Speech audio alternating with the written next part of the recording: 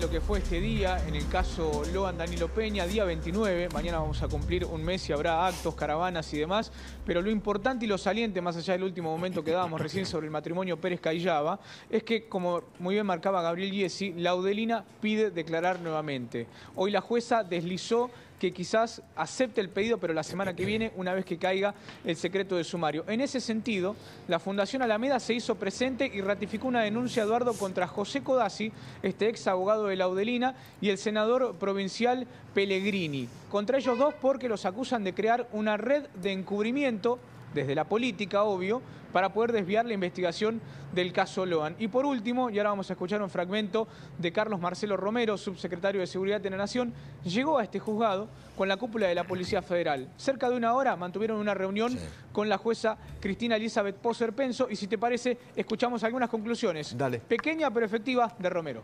Dale.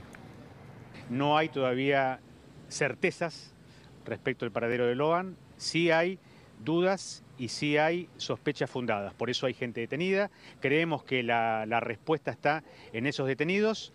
Y bueno, esperemos en las próximas horas llegar a mejor puerto. Bien, Jan. ¿Querés agregar algo más? ¿No, Eduardo? Sí, me quedo con eso último. La llave de qué pasó con Loan está entre los detenidos. Mañana se cumplirá un mes. Saldrá una caravana de aquí desde Goya hacia 9 de julio. Un mes sin el paradero de Loan Danilo Peña, Eduardo. Gracias, querido. ¿Querías agregar algo, Gaby? Dos datos sumando a lo que bien describe Jen Livare. En primer lugar, el comisario Walter Maciel también va a ser trasladado al penal de Seiza, junto con los otros dos que mencionábamos antes. Y atención con el abogado Codazzi, atención con la situación procesal de Codazzi. Bueno, muy bien. Está en línea Enrique de Rosa, psiquiatra forense. Enrique, ¿qué tal? ¿Cómo va? ¿Qué tal, Eduardo? ¿Cómo te va? ¿Todo bien? Muy bien, gracias. Bueno. ¿Hay, crees vos, una trama oscura en la familia de Loan? No sé, realmente es un tema básicamente para los investigadores. Lo que realmente pasa en todas las causas en las que hay una dinámica familiar de este tipo, confusa y demás, en que las familias, en que los nexos familiares aparecen como rotos en alguna medida. Vos fíjate que hablamos de abogados diferentes para partes diferentes dentro de una misma familia, pero sobre todo quizás no perdiéndose en el árbol, perder el bosque. El bosque es que hay un chico desaparecido y que a un mes estamos siguiendo hablando de situaciones individuales, si la Laudelina dijo esto, si la madre pensó el otro, si el padre se encuentra o no con el presidente o con la... Y en realidad perdemos el foco de la cuestión, que es encontrar a un chico que en principio se dijo que estaba perdido, cuando esto evidentemente, ahí tenés profesionales que te pueden decir que inmediatamente no era necesario la alerta Sofía para saber que cuando un chico de esa edad desaparece en el monte, evidentemente, y en esa zona, evidentemente las expectativas, las posibilidades son totalmente otras, ¿no? Es decir, el tema trata... en ciertas zonas del país y del mundo es casi la primera opción, lamentablemente. Sí. Ahora, la trama familiar es complicada, ¿no? La tía, la hija de la tía, la prima, ¿no?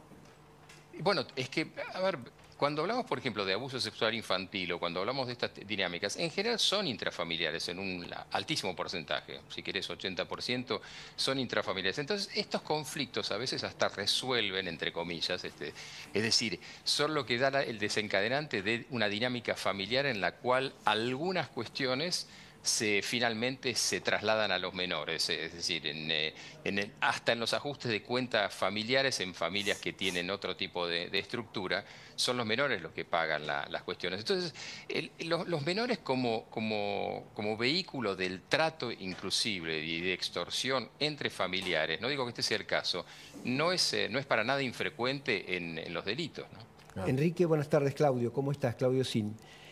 ¿Qué tal, Claudio? ¿Cómo Enrique, a ver, desde mi punto de vista hay cierto grado de perversión en ese grupo, porque no es gente calificada para estar plantando pruebas, sin embargo, se toma el trabajo, la tía, por ejemplo, de plantar pistas falsas.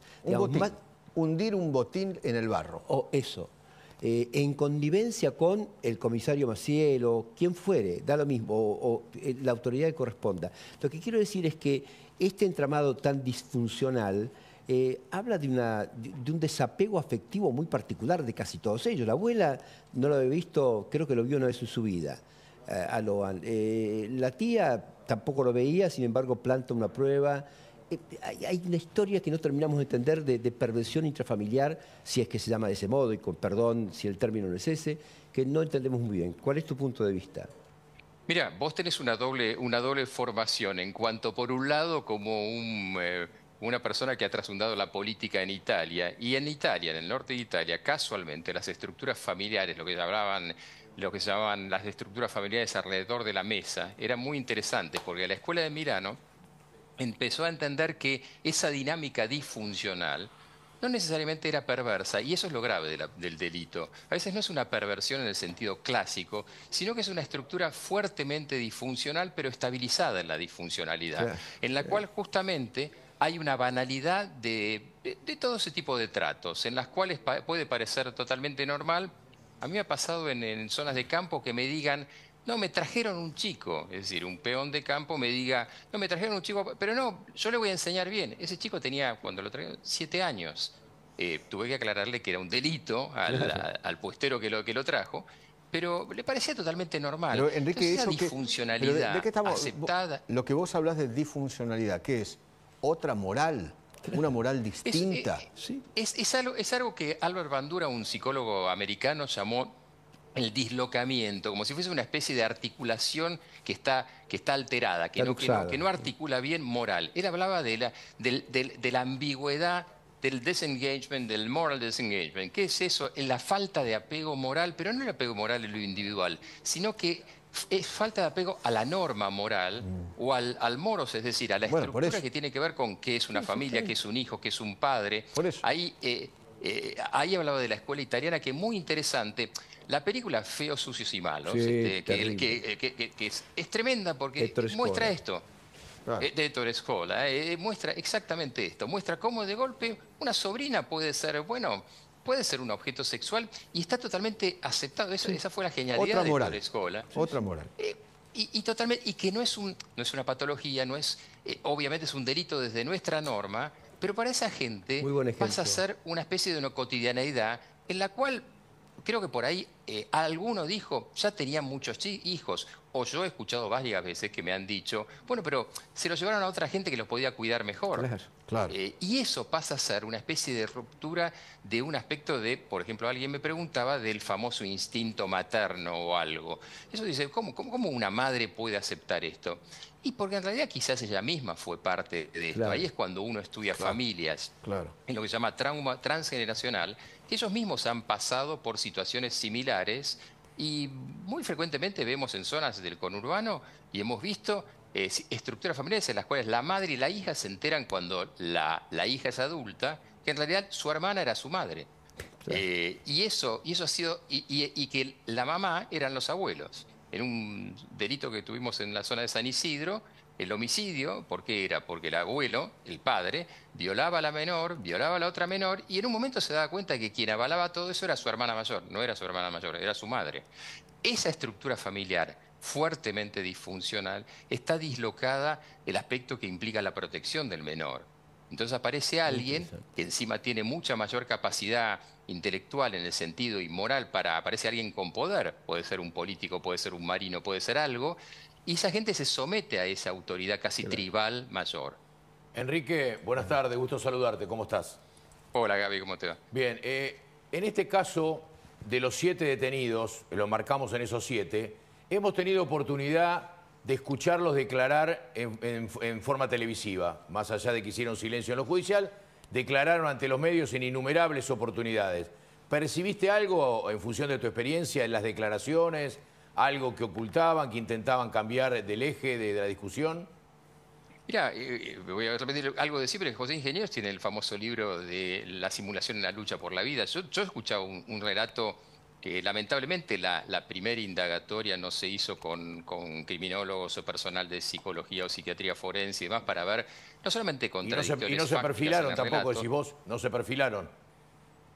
Sí, en el sentido que no vieron simplemente incongruencias lógicas en el contexto cultural. Es decir, debe haber sin duda psiquiatras y psicólogos forenses de la zona a los cuales no le vas a decir: y un chico camina Yo más o menos conozco la zona de monte en todo el delta y mucho más allá, y realmente un chico no puede caminar 5 kilómetros en el monte. Claro. Entonces, cuando alguien dice eso y el que lo recibe lo acepta y lo transcribe, que es una especie, como decía Ferré, un taquígrafo del que declara, estamos en un problema. Ahí aparece la repregunta y decirle, a ver, cuéntame, ¿cómo es que ese chico caminó esa distancia? ¿Cómo pasó por los espinillos? Y ahí hubieses tenido primeras contradicciones en que la persona, cuando le permitís que se mantenga en un relato, no con una indagatoria pesada, sino con una indagatoria contradictoria y lógica, Claro. pasan otras cosas, ¿no? Te enterás otras cosas. Enrique, muchísimas gracias, un abrazo grande. Otro para ustedes, que estén muy bien. Chao. Chao, hasta luego. Bueno, Willy, querido, nos metemos en la inflación. Es el tema, ¿no?, del día de hoy.